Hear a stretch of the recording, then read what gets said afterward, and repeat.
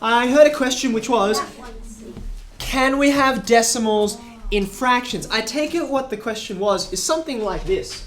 0.2 divided by 100. Okay, so can we write that? Can we write that? Okay. Now, the answer is yes and no. I'll tell you why. Let me try and justify. The answer is yes because, look, I just did.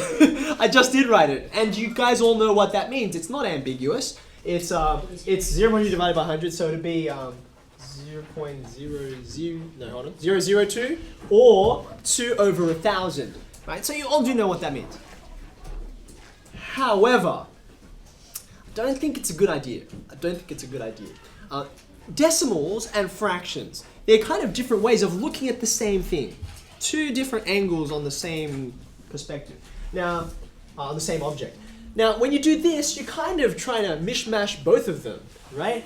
And mixing those up in general is a bad idea. It's a little like speaking broken English.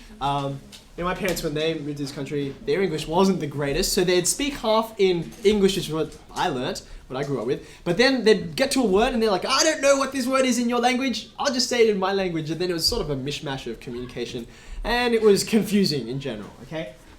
Just like this kind of is, okay? Now here, not that big a deal, but I think it's a really bad habit to get into. Later on, it will become a big deal. I could write some stuff up on the board which would be kind of meaningless to you, but where this mixing up thing actually does make it mean something different, possibly something wrong.